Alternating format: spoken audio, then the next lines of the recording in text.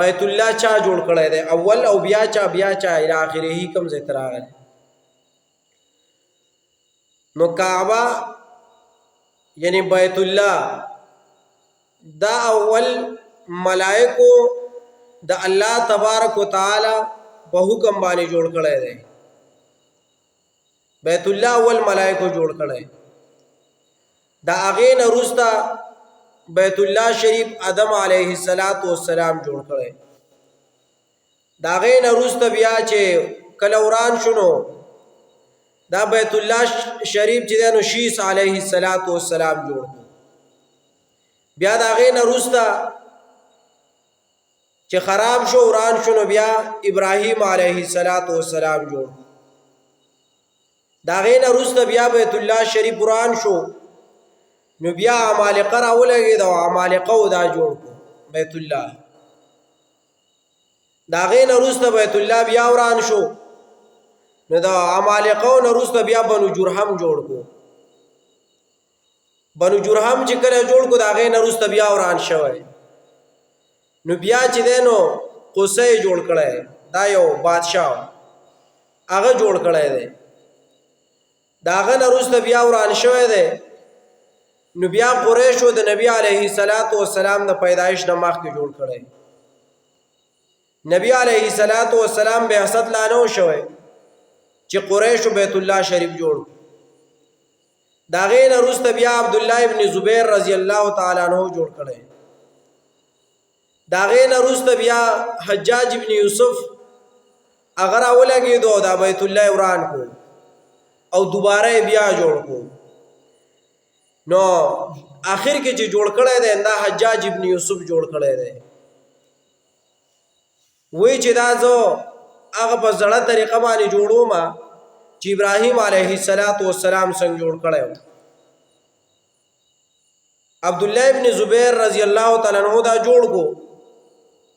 او بیا چې د حجاج ابن یوسف راولګېد ورانې کو وي دا زه په زړه طریقه جوړوم نو بیا په آخر کې چې دا اوس کم آباد دی دا زوړ یو خو د پاسه بیا دا نوې آبادي کېږي دا نوې آبادي نه چې دا چاپېره سیمټ وغیره دا کېږي دې کې چې دننه کم زوړ آبادی دی خپل نو دا حجاج ابن یوسف جوړ کړی دی بیا اوس حجاج ابن یوسف جوړ کو دا د تاریخ خبره ده چې دا چا لیکلي دي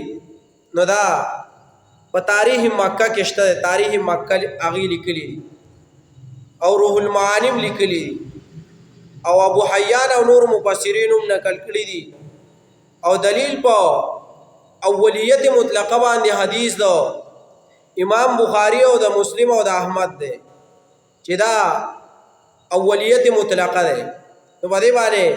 امام بخاری مسلم احمد دوی یو روایت ذکر کړی دی